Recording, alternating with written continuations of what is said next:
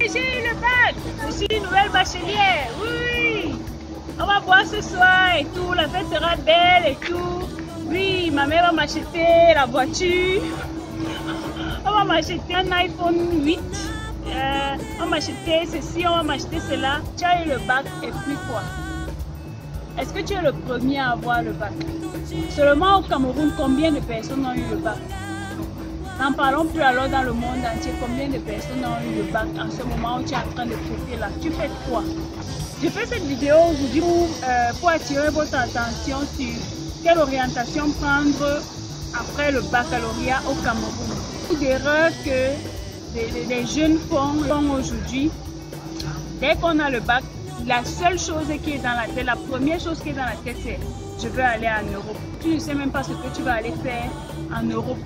Et quand les gens choisissent même aller en Europe, ils choisissent des pays comme l'Allemagne, l'Italie, où il faut encore faire même 1 an de cours de langue pour avoir un certain niveau et voyager, arriver encore dans ce pays, faire encore peut-être 1 an de cours de langue. Si tu es même intelligent avant de faire 1 an, faire 1 an de cours de langue et avoir le diplôme avant de commencer la formation. Ça veut dire qu'après le bac, tu fais 2 années avant de commencer une formation concrète.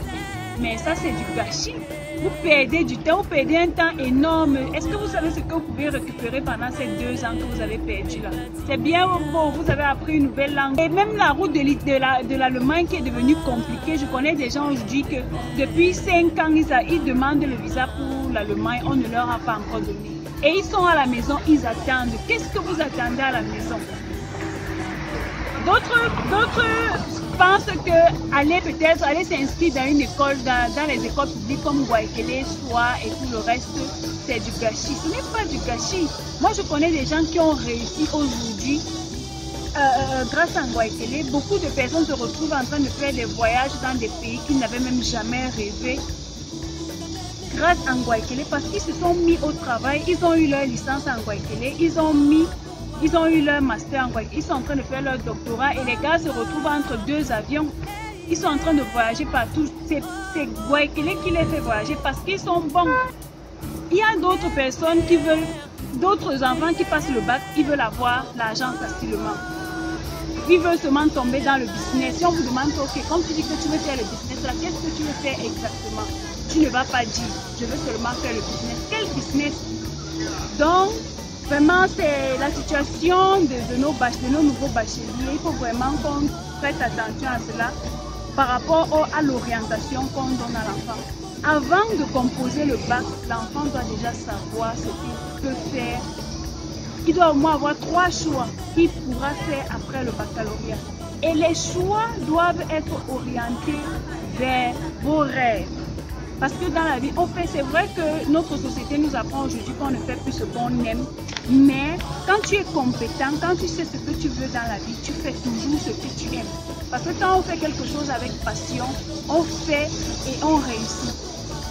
Bon, les suggestions que moi je peux vous donner, vraiment, nos petits frères bacheliers, vous qui venez d'avoir le bac, c'est vrai, la fête est belle et tout. Sachez que ce ne sera pas facile. C'est une nouvelle page de votre vie qui s'ouvre.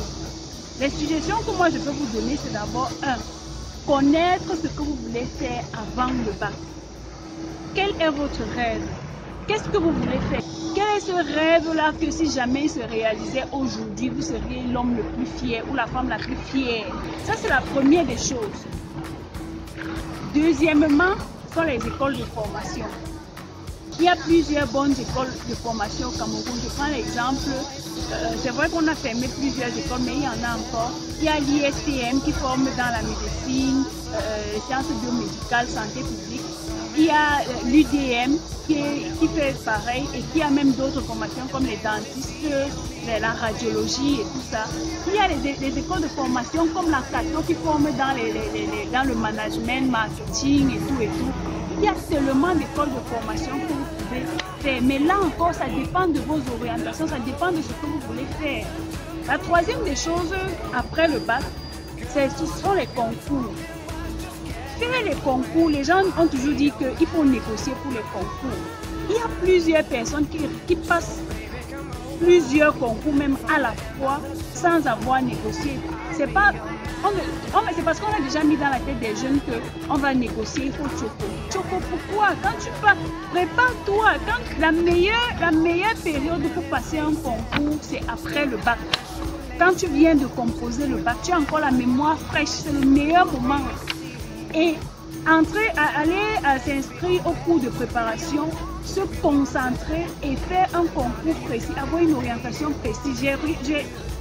J'insiste sur l'orientation parce que c'est le mot clé. L'orientation, c'est la clé de la vie, c'est la clé. Quand tu es mal orienté, tu es foutu. Il y a l'école de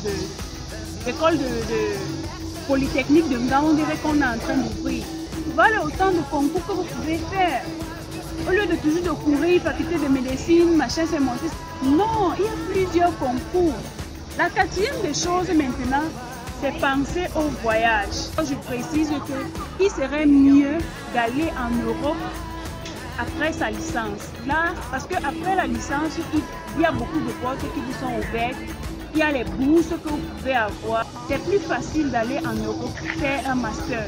Et même si vous arrivez en Europe et qu'on vous dit que vous devez reprendre la troisième année, là vous n'avez pas totalement perdu. C'est juste pour vous mettre dans le système de l'Europe et tout et tout. Bon, maintenant, ce que moi je recommande personnellement, vraiment, après le bac, c'est être capable de répondre à la question qui suit. Qu'est-ce que tu sais faire? Nous les généralistes, quand on a le bac, on a fait dans la générale, on a fait les maths, ceci, la science, l'éducation civique. Si on te demande, mon cher petit frère, ma chère petite soeur, si on te demande, qu'est-ce que tu sais faire exactement? Tu ne pourras pas répondre parce que tu n'as pas été formé professionnellement. Tu n'as pas une technique que tu peux faire. Si on te demande maintenant qu'est-ce que tu peux faire, si on a un problème quelque part, on peut t'appeler pourquoi. Mais ce n'est pas la même chose avec nos frères de la technique. Quand un gars qui a fait peut-être F4 ou quand il passe son bac, mais il est recherché parce qu'il a appris à monter des murs, à tourner le béton, à faire ceci. Une fille qui a fait la couture, quand elle a son bac, on lui demande qu'est-ce que tu sais faire. Elle va dire je sais monter, je peux coudre, je peux faire ceci. Mais nous qui avons fait la générale, nous qui avons les bacs D, A, C là, on nous demande qu'est-ce que nous pouvons faire. On ne peut pas dire. Donc, moi, ce que je conseille personnellement, c'est après le bac, faites une formation professionnelle, une formation technique qui pourra vous permettre d'être utile quelque part. Et la troisième des choses que je propose, c'est de faire l'entrepreneuriat après la licence. Vous savez, après la licence, ayant fait une formation technique, rêvez, pensez à créer une entreprise, pensez à innover, pensez à entreprendre, cherchez quelque chose à faire. Ne pensez pas toujours que parce que vous avez la licence, forcément le gouvernement va vous employer. C'est compliqué. Pensez à employer les gens. Et en faisant cela, vous-même, vous verrez que vous vous sentirez mieux et vous aurez réussi. Vous devez être capable d'être compétent dans un domaine précis. Être capable d'être le meilleur dans ce que vous faites. Déjà, quand on sait que quand on touche le domaine peut-être de l'architecture ou je sais pas, du marketing, on sait qu'on appelle tel. Même si on l'appelle, on sait qu'on l'appelle parce qu'il est le meilleur. Donc, faites toujours le mieux que vous pouvez pour être le meilleur et faites bien ce que vous faites. Parce que même si on vous emploie après votre formation technique, vous serez payé pour la valeur que vous apportez et non pour le temps que vous donnez. On n'est pas payé pour le temps qu'on accorde à quelqu'un, on est payé pour la valeur qu'on donne, la valeur qu'on a. Tu seras payé parce que tu sais bien faire telle chose, tu ne seras pas payé parce que tu viens passer 3 heures de temps ou 24 heures au bureau. Non, tu seras payé pour ta compétence, pour la valeur que tu apportes sur le marché. Donc, il faut vraiment être pointueux sur ces détails que je vous ai donnés là. Vraiment que la jeunesse prenne conscience des choses qui sont en train de se passer. Vraiment, faisons attention quand nous marchons là dehors. Bon, mes amis, je vous remercie d'avoir regardé cette vidéo et prenez en compte tous les conseils que je vous ai donnés pour pouvoir bien vous orienter, pour pouvoir réussir dans ce que vous faites. Je vous souhaite beaucoup de chance, beaucoup de bonheur, beaucoup de réussite, beaucoup de succès, beaucoup d'argent même. Et permettez-vous de rêver. Donnez-vous la permission de rêver. Demandez conseil aux aînés. Je vous suggère de laisser des questions sous la barre d'infos. Posez-moi toutes les questions que vous voulez. Posez des questions. Je vous répondrai dès que possible et ce sera un plaisir pour moi de vous aider.